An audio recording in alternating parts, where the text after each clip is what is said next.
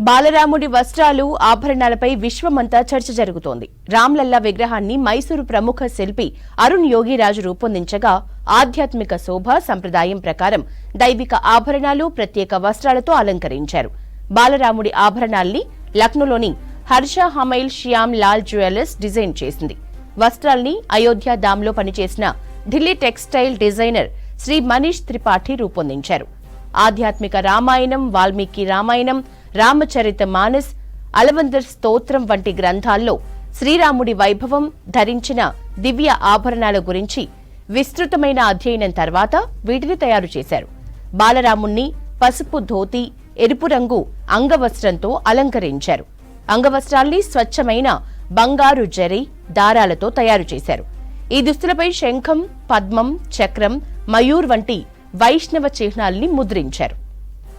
అయోధ్యలోని రామ్లల్లా ఎడమ చేతిలో ముత్యాలు, కెంపులు, పచ్చలతో అలంకరించిన బంగారు ధనుస్సు ఉంది. కుడి చేతిలో బంగారు బాణాన్ని పెట్టారు. బాలరాముని మెడని ప్రత్యేక నగలతో అలంకరించారు. బాలరాముడి నుదుటిపై వజ్రాలు, కెంపులతో చేసిన తిలకాన్ని అద్దారు. బాలరాముని పాదాల కింద కమలం, దాని కింద బంగారు దండను పెట్టారు.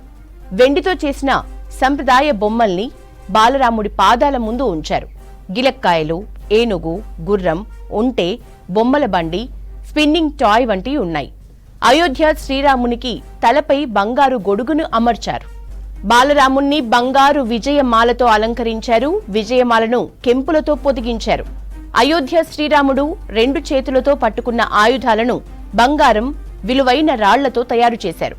రత్నాల గాజులని బాలరాముని రెండు చేతులకు తొడిగారు.